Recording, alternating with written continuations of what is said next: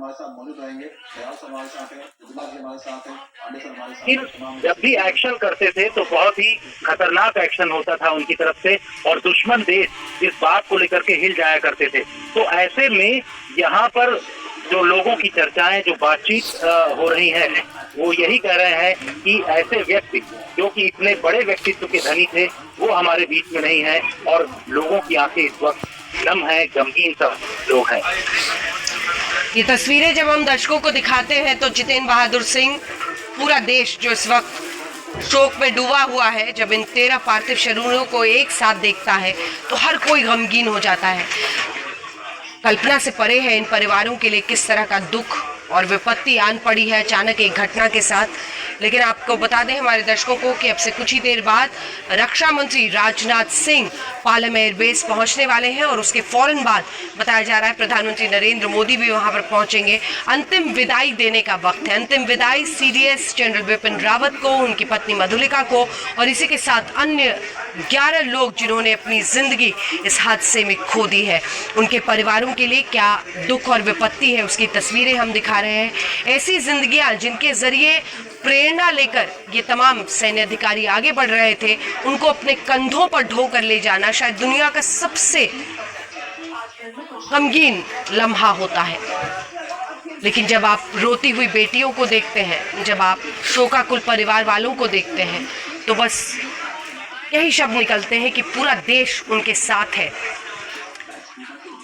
दिन निकल जाएंगे, बरस बीत जाएंगे, हम और आप अपनी जिंदगी में चले जाएंगे, लेकिन इन्हें उस दुख का सामना करना है। सोचिए उनकी बेटियों के बारे में, जनरल बिपिन रावत जिन्होंने अपनी माँ और पिता दोनों को एक साथ खो दिया है।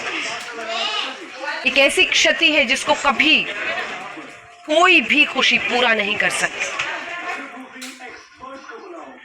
सबसे बड़े सेनापति को सलाम हम इसीलिए कह रहे हैं क्योंकि सेना में सर्वोच्च पद पर पहुंचे और फिर जनवरी 2020 से चीफ ऑफ डिफेंस स्टाफ, तीनों ही जो अलग अलग जल थल वायु सेना है, उन सब के सर्वोच्च पद पर उन्हें स्थापित किया गया। उनकी कार्य क्षमता, उनकी सोच, उनकी समझ, आधुनिकीकरण को लेकर उनकी स्ट्रैटेजी, ये सब महत्वपूर्ण रहे। लेकिन कई सपने अधूरे रह गए। प्रेरणा लेकिन हमेशा उनकी जिंदगी को लेकर जिंदा रहेगी और उसी की तस्वीरें हम आपको दिखा रहे हैं। ये पालम एयरबेस की तस्वीरें हैं। इससे पहले भी जब भारतीय सैनिक शहीद होकर लौटते हैं तो उनके पार्थिव शरीर को यहीं पर लाया गया। इससे पहले भी प्रधानमंत्री ने जाकर नमन किया था, लेकिन सीडीएस जनरल बिपिन रावत शहीद सैनिकों के बीच में होंगे, किसी ने कल्पना नहीं की थी और उसी की तस्वीरें आप इस वक्त देख रहे हैं। तिरंगे में लिपटा भारतीय सैनिकों का शरीर, सबसे मार्मिक लम्हा होता है ये देखना। जितेंद्र, परिवार वाले वहां पर पहुंचे हुए हैं, बस अब रक्षा मंत्री मुझे लगता है सबसे पहले वहां पर आएंगे। जितेंद्र, बिल्कुल अंजना, रक्षा मंत्री राजनाथ सिंह के बारे में पता चल रहा है कि अब से थोड़ी देर बाद यहाँ पर पालम टेक्निकल एयरफोर्स स्टेशन जो है पहुंचने वाले हैं। साथ ही उनके साथ रक्षा राज्य मंत्री के भी आने की जानकारी मिल रही है। यही नहीं, एनएसए अजीत डोभाल यहाँ पर पहुंचेंगे। इसके साथ ही तीनों सेना के चीफ जो यहाँ पर अब से कुछ देर बाद पहुंचेंगे। करीब 9 बजे के आसपास प्रधानमंत्री नरेंद्र मोदी यहाँ पर पहुंचेंगे और उसके बाद यहाँ जनरल बिपिन रावत और जो दूसरे सैनिक हैं उनको श्रद्धांजलि देंगे और श्रद्धा सुमन अपनी तरफ से अर्पित करेंगे। कुल मिलाकर के ये जो कार्यक्रम यहाँ पर है, 9 बजे के आसपास प्रधानमंत्री जब पहुंचेंगे उसके बाद सारा सिलसिला शुरू होगा। परिवार के जो सदस्य हैं वो जनरल बिपिन रावत के परिवार के सदस्य, बिल्कुल जितेंद्र, और एनएसए अजीत डोभाल वहाँ पर पहुँच गए हैं। हम तस्वीरें अपने दर्शकों को दिखा रहे हैं। जितेंद्र, मैं आपके पास लौटूंगी। एनएसए अजीत डोभाल माना जाता है कि सेना और सेना के साथ मिलकर बहुत करीब से काम करते थे। बिपिन रावत के साथ भी उनका हमेशा संपर्क रहा और उन्हें वहां स्थापित करने में भी अहम भूमिका रही। Ajit Doval national security adviser वहां पर पहुंच चुके हैं और अब सिलसिला शुरू होगा जिसमें रक्षा मंत्री इसके बाद वहां पर पहुंचेंगे, परिवार वालों से मिलते हुए, उन्हें प्रणाम करते हुए और इसी के साथ दुख का इतना बड़ा लम्हा जिसका सामना छोटे बच्चे करने वाले हैं, उन सब में ढाढ़स बढ़ाते हुए आप एनएसए अजीत डोभाल को इस वक्त पालम एयरबेस पर देख रहे हैं जहां पर पहुंच गए हैं। एनएसए अजीत डोभाल के साथ जनरल बिपिन रावत का खास रिश्ता रहा जितेंद्र। बिल्कुल अंजना, एनएसए अजीत डोभाल जिस तरीके से काम करते थे कुछ उसी तरीके से जनरल बिपिन रावत भी काम करते थे। उनका तरीका और एनएसए अजीत डोभाल का तरीका एक जैसा था। इसीलिए कहते हैं कि जब एक दूसरे की बातें और एक दूसरे के काम एक जैसे होते हैं तो लोग एक दूसरे को पसंद करते हैं।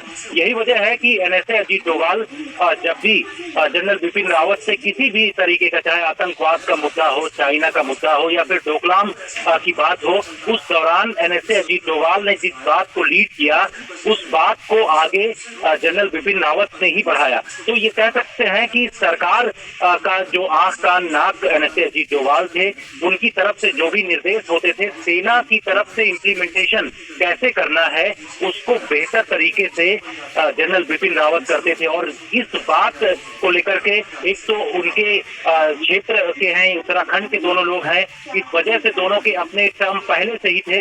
लेकिन जब सरकार में और किस तरीके से कदम बढ़ाना है, जम्मू कश्मीर की स्थिति हो, उस दौरान किस तरीके से आगे बढ़ना है, एनएसए अजीत डोभाल ने जो जो कदम बढ़ाए उसको इम्प्लीमेंटेशन किस तरीके से करना है उसमें जनरल बिपिन रावत ने कदम बढ़ाया। आतंकवाद में जब ऑपरेशन ऑल आउट शुरू किया गया तो उस दौरान जनरल बिपिन रावत ने ये साफ कह दिया कि आतंकी जिस तरीके की गतिविधि करेंगे उनको वैसे ही जवाब दिया जाएगा। तस्वीरें हम दिखा रहे हैं इस वक्त जितेंद्र, एक बार आपको टोक रही हूँ, तस्वीरें हम दिखा रहे हैं नम आंखों के साथ परिवार वाले अपना दुख बांटते हुए एनएसए अजीत डोभाल के साथ और रह कर उनकी बातें बताते हुए आंसुओं के सैलाब में डूब जाते हुए।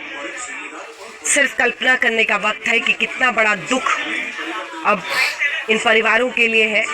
और ये तस्वीरें हम दिखा रहे हैं आपको पालम एयरबेस से। जितेंद्र आप बने रहिए हमारे साथ। हम मंजीत नेगी भी हमारे सहयोगी इस वक्त लाइव हमारे साथ जुड़ गए हैं। मंजीत, हम तस्वीरें दिखा रहे हैं एनएसए अजीत डोभाल इस वक्त तमाम परिवार वालों से मिलते हुए, उनका दुख साझा करते हुए, और परिवार वालों के लिए बहुत मुश्किल घड़ी, कई बार बोलते बोलते वो टूट पड़ते हैं और आंसू गिरने लगते हैं। तो दूसरी तरफ कुछ ही देर में वहाँ रक्षा मंत्री भी पहुँचने वाले हैं मंजीत। बिल्कुल, रक्षा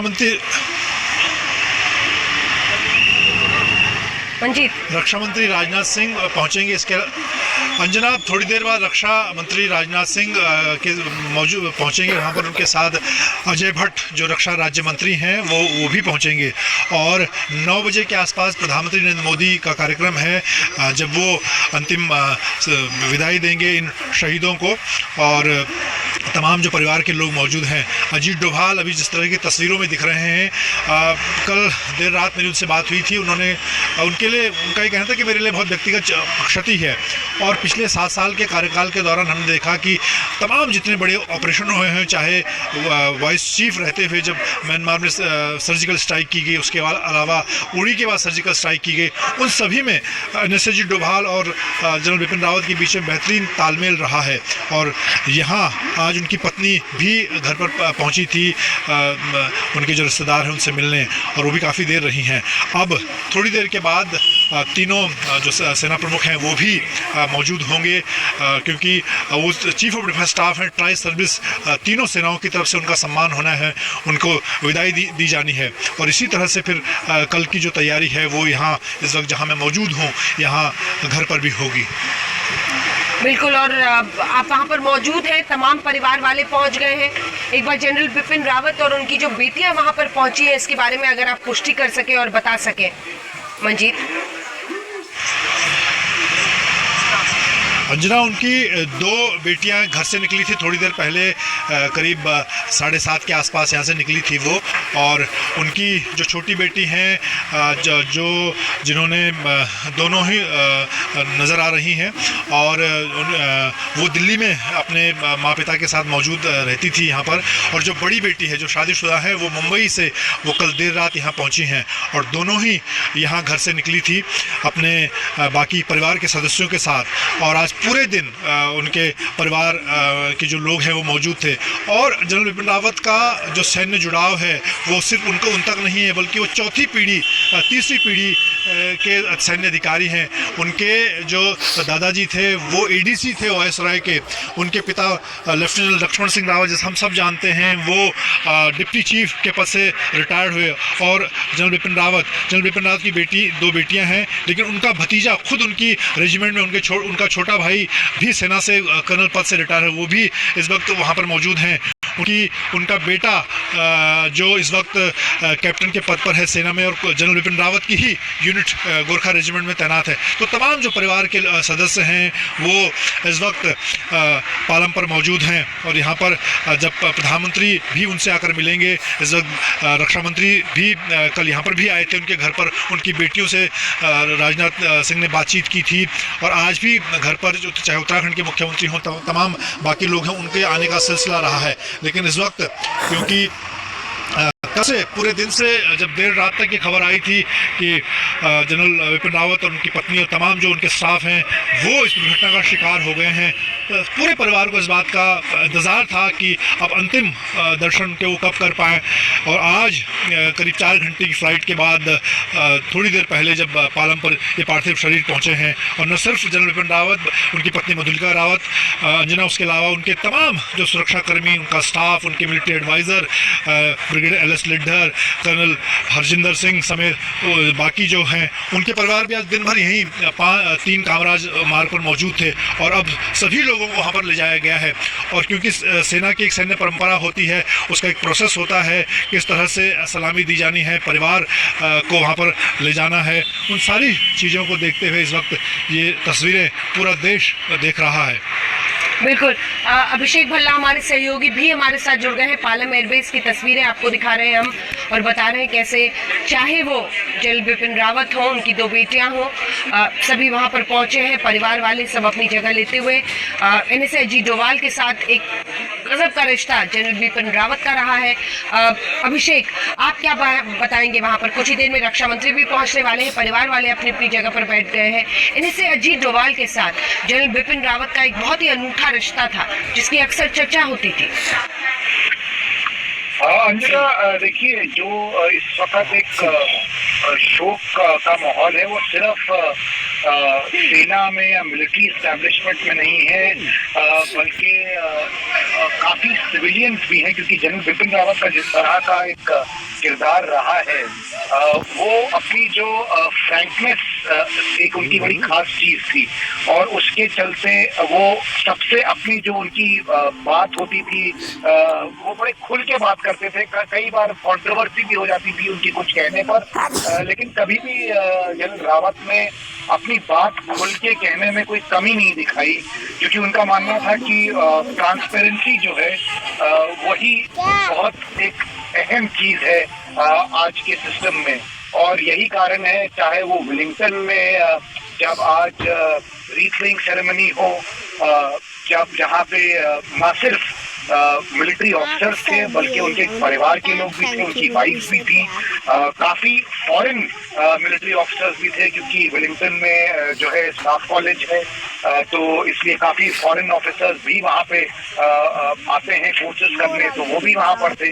बहुत सारे स्कूल के बच्चे बाहर वेट कर रहे थे जानने के लिए क्या।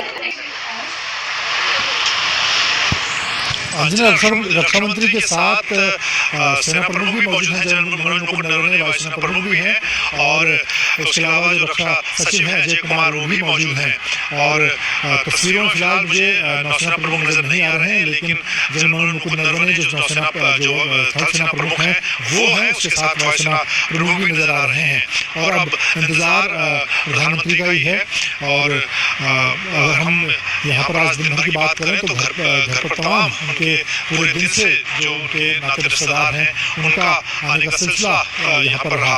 और तमाम रिश्तेदार इस वक्त हम वहाँ पर भी पालम पर भी देख सकते हैं किस तरह से सब लोग अंतिम दर्शन करना चाहते हैं, लेकिन जिस तरह की दुर्घटना, जिस तरह का ये भयावह दुर्घटना हुई है, उससे संभव नहीं है कि सब लोग ताबूत से बाहर अपने परिजनों को के पार्थिव शरीर को देख पाएँ।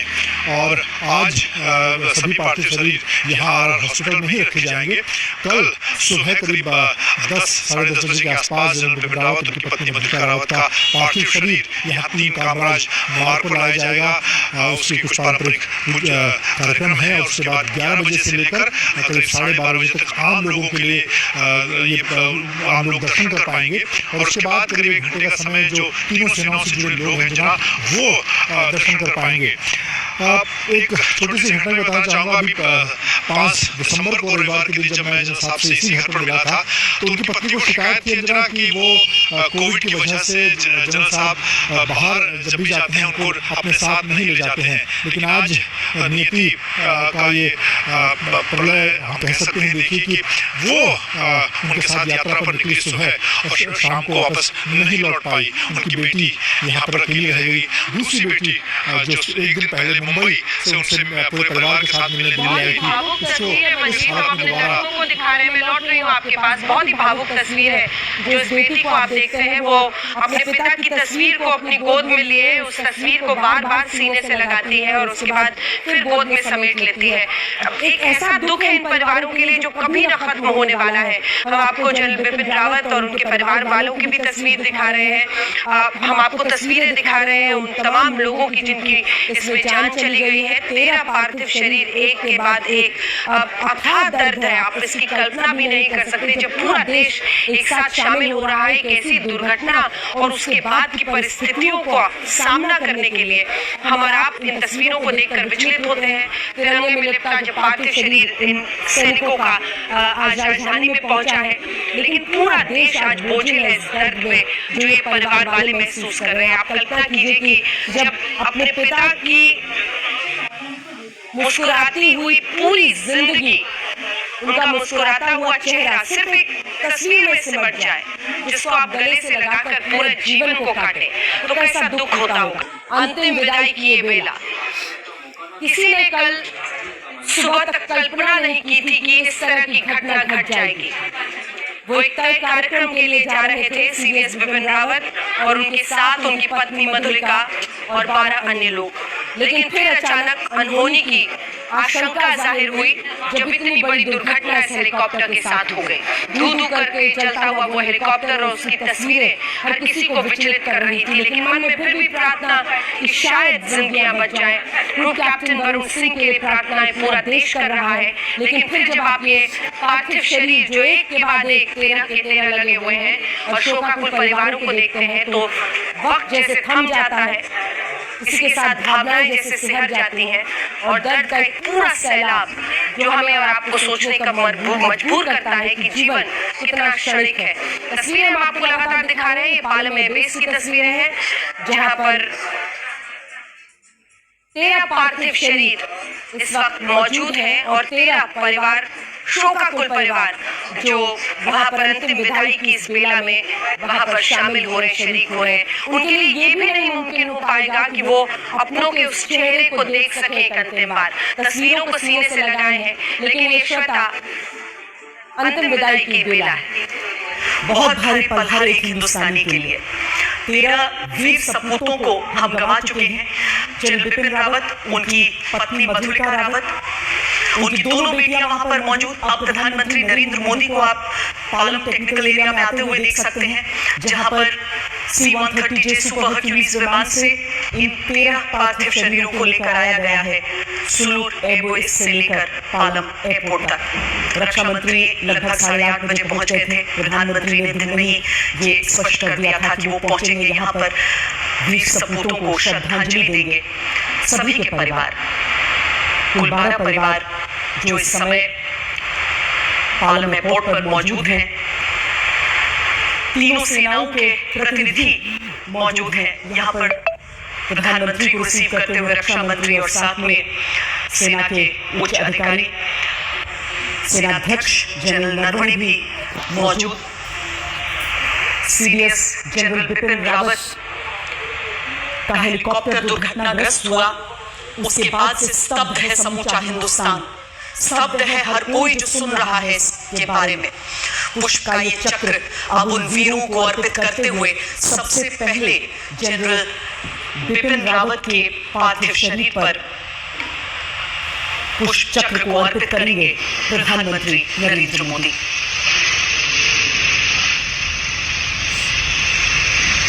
सात 7:40 पर विमान पहुंचा था पालम एयरपोर्ट पर और उसके बाद से पहले परिवार वाले आए, रक्षा मंत्री आए और अब प्रधानमंत्री नरेंद्र मोदी। शोक के साथ सम्मान को प्रकट करने का भी समय है ये। देश को गर्व है अपने एक वीर सपूत पर।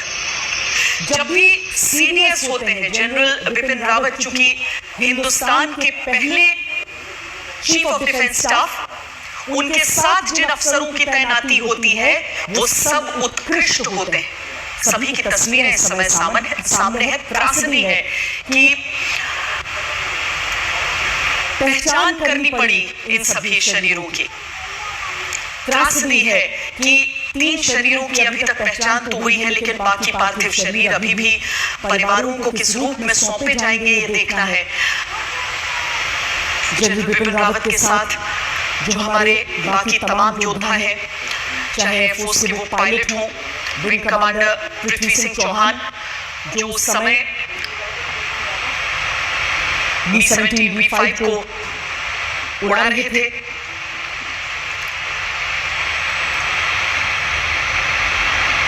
उनके साथ उनके डिफेंस एडवाइजर ब्रिगेडियर लीडर हों, staff officer lieutenant colonel Harjinder Singh हो,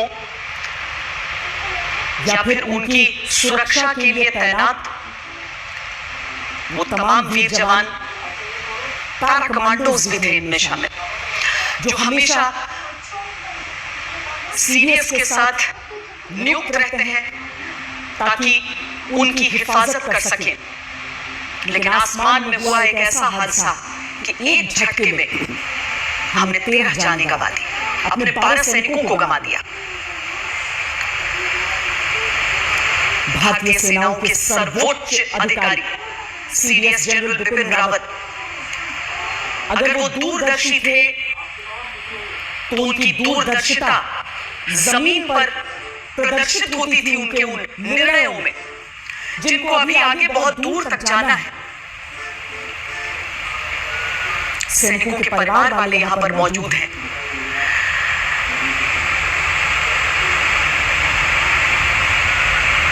तीनों सेनाओं के प्रतिनिधि इस समय यहां पर मौजूद हैं। हर एक व्यक्ति सकते में है कि इस तरह का एक हादसा हो सकता है। प्रधानमंत्री नरेंद्र मोदी श्रद्धा सुमन अर्पित करते हुए और प्रणाम करते हुए उन सभी वीर सपूतों को। जब ये हादसा हुआ उसके बाद से बैठकों का एक लंबा दौर चलता रहा। अब प्रधानमंत्री परिवार वालों से मुलाकात कर रहे हैं। जनरल बिपिन रावत की 2 बेटियां हैं जो यहाँ पर मौजूद हैं। एक बेटी का अभी विवाह नहीं हुआ है, दूसरी जो बेटी है उनका विवाह हो चुका है। आप परिजनों से मुलाकात करते हुए देख सकते हैं ब्रिगेडियर लीडर की पत्नी यहाँ पर आई हुई है, जो बाकी तमाम सैनिक हैं, सबके घरों से लोग यहाँ पर आए हुए हैं। चाहे क्रम में किसी कोई भी वरिष्ठता हो, किसी भी अधिकारी के, कोई भी सैनिक हो, कितनी भी उम्र हो, लेकिन देखिए कि देश सेवा में जो समर्पित हो जाते हैं, अब उनके परिवार वालों का धैर्य, उनका संयम भी देखिए एक नजर।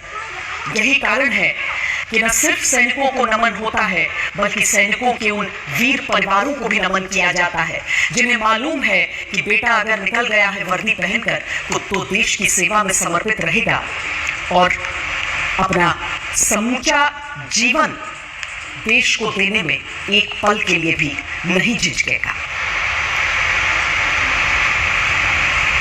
हमारे संवाददाता जितेंद्र बहादुर सिंह इस समय वहीं से जुड़े हुए हैं हमारे साथ। जितेंद्र, पल भावुक भी है लेकिन पल गर्व का भी है, क्योंकि सेना की यह परंपरा रही है, वर्दी जिसने पहन ली है उसे मालूम है कि सब कुछ अपना देश को देना है।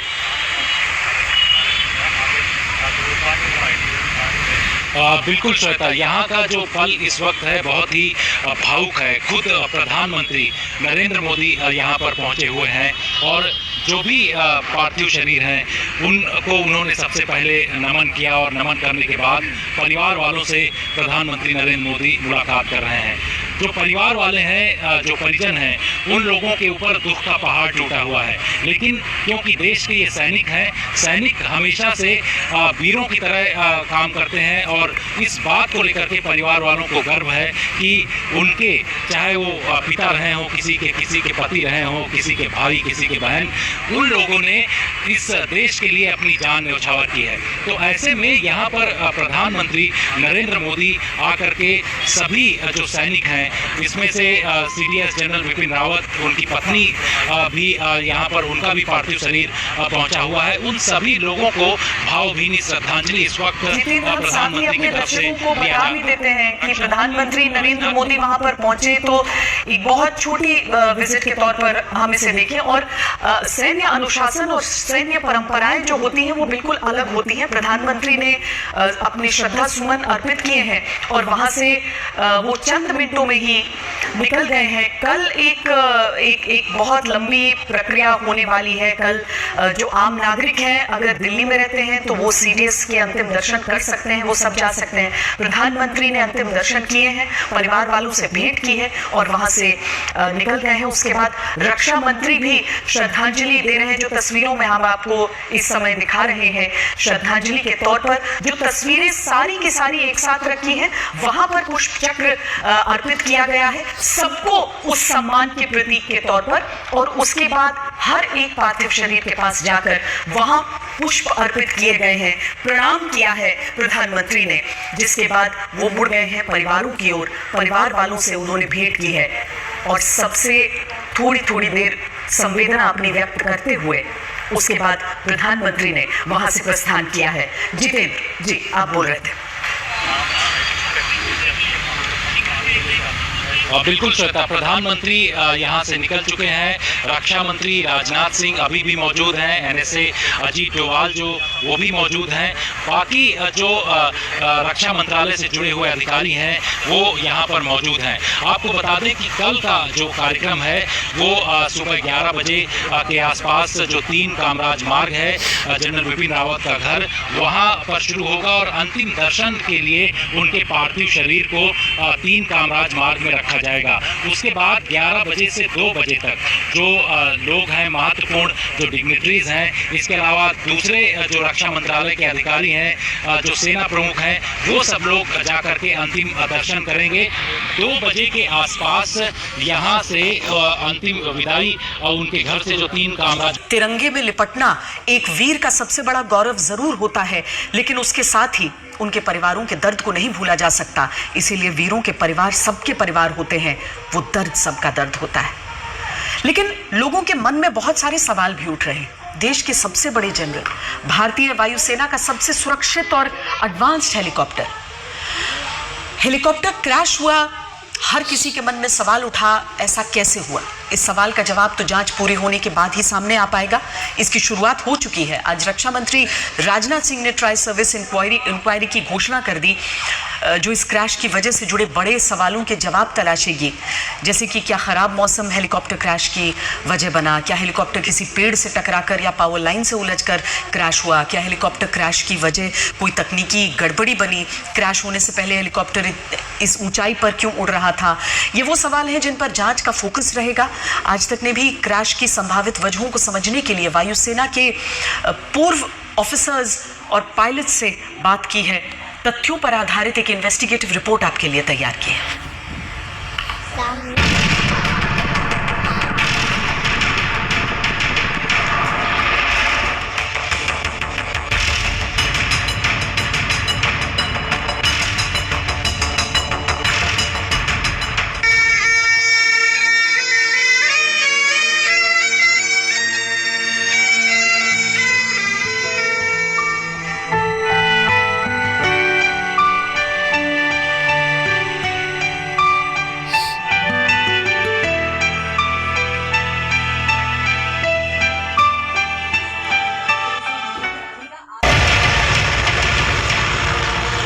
ये जनरल बिपिन रावत के हेलीकॉप्टर क्रैश से चंद सेकंड पहले का वीडियो है, जिसे नीलगिरी की पहाड़ियों पर कुछ नौजवानों ने रिकॉर्ड किया था।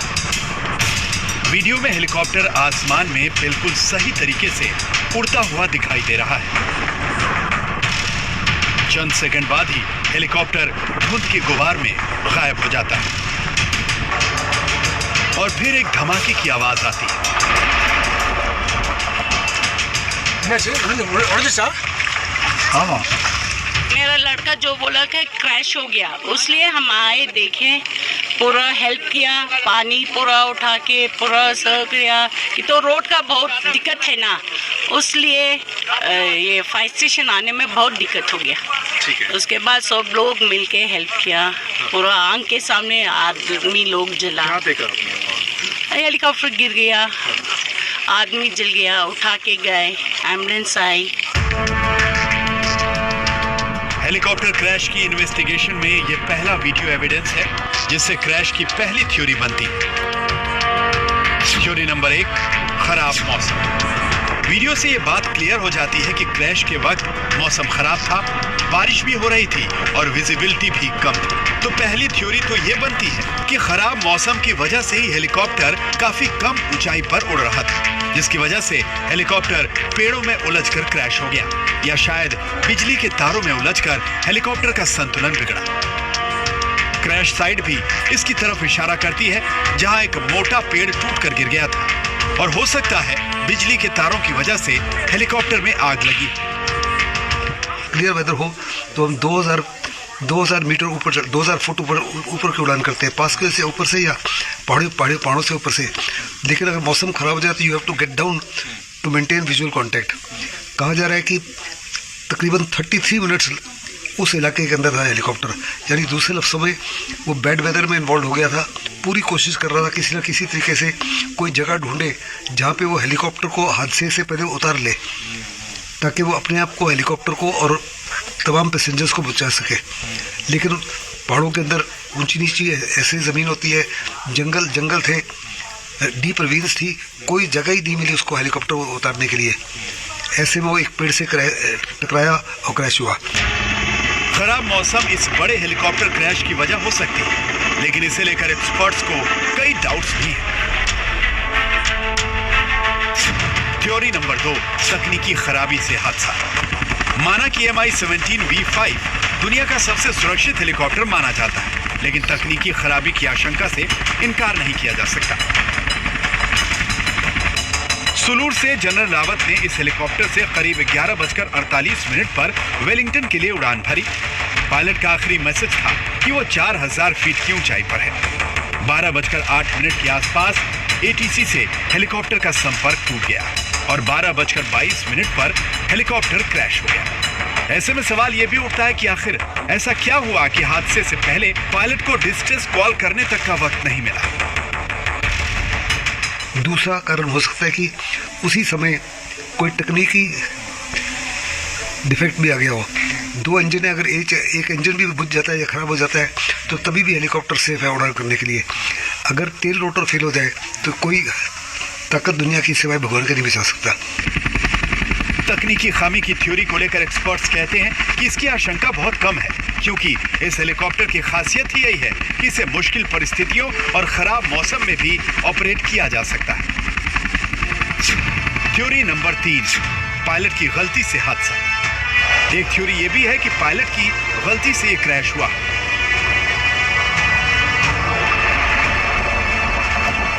सवाल यह है कि पायलट ने इतनी कम ऊंचाई पर उड़ने की सूचना ATC को दी थी। क्या कम विजिबिलिटी की वजह से पायलट को खतरे का अंदाजा नहीं हुआ? क्या पायलट को हादसा टालने का वक्त मिला? विंग कमांडर पृथ्वी सिंह चौहान जैसे अनुभवी पायलट इस हेलीकॉप्टर को ऑपरेट कर रहे थे, जिन्हें इस हेलीकॉप्टर को उड़ाने का अच्छा खासा अनुभव था। लेकिन एक्सपर्ट्स कहते हैं कि खराब मौसम में अनुभवी पायलट भी धोखा खा सकता है। एक आम आदमी जब जमीन पे खड़ा होता है उसको लगता है ये जहाज बहुत नजदीक है, मगर वो जो पायलट है वो पूरी वैली के फ्लोर से थोड़ा ऊंचा रह के ही नीचे जाके लैंड करता है, क्योंकि कंटिन्यूसली उसको डिसेंड करना है, फाइनली उसको जहां लैंड करना है। आप हम सब एयरलाइनर्स में आते हैं, देखिए जहाज जब हाईवे के पास से, गुड़गांव के पास में से निकलता है कितना लो होता है, तो वैसे ही ये हेलीकॉप्टर उसको लो होना था। वो दूसरी बात है कि वो लो होते हुए वो किसी चीज से क्यों टकरा गया, क्या हुआ, ये सब चीजें सेपरेट